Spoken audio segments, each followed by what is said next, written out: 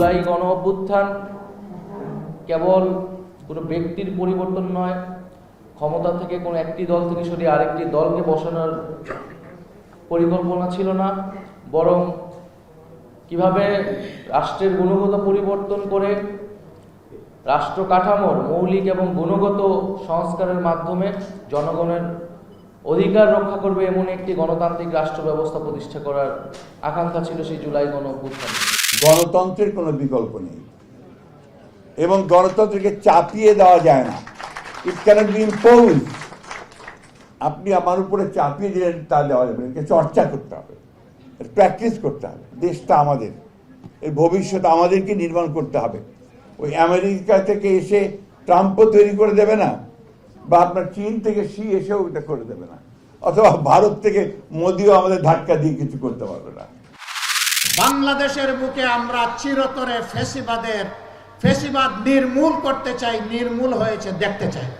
ক্ষমতাকে কিয়ামত পর্যন্ত টিকিয়ে রাখার জন্য যারা একেবারেই বেপরোয়া হয়ে উঠেছিল, মানুষের জীবন যাদের কাছে কোনো জীবনই ছিল না, ক্ষমতার শেষ প্রান্তে তারা নিজেদের ক্ষমতা ধরে রাখতে সরাসরি স্পষ্ট দিবালোকে মানুষের বুকে গুলি ছুঁড়ে হাজার হাজার মানুষকে তারা খুন করেছে।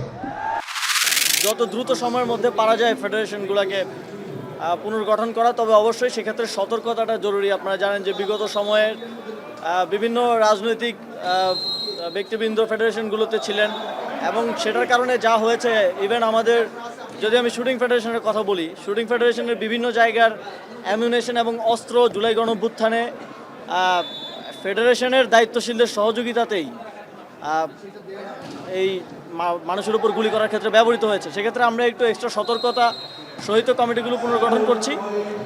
সার্চ কমিটিকে আমরা একটু তাগাদা দিচ্ছি যাতে দ্রুত সময়ের মধ্যে এটা কমিটিগুলো আমরা করতে পারি এবং স্পোর্টসে প্রাণ ফেরাতে পারি। আর সেক্ষেত্রে সময় বৃদ্ধির বিষয়টা আমরা বিবেচনা করবো এবং সার্চ কমিটির সাথে কথা বলে এই বিষয়ে সিদ্ধান্ত নেব।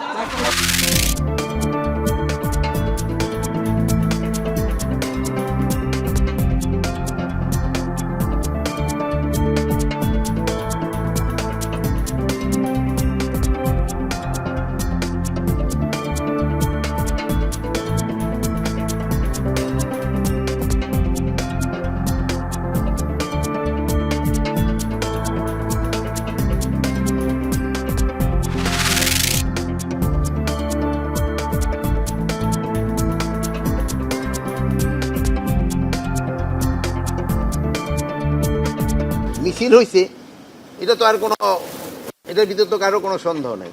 মিছিলটা যেন ভবিষ্যতে না হতে পারে এই জন্য পুলিশদের ইনস্ট্রাকশন দেওয়া হয়েছে এবং যদি তারা এটারে ভালোভাবে কন্ট্রোল না করতে পারে তাই তাদের বিরুদ্ধে ব্যবস্থা নেওয়া।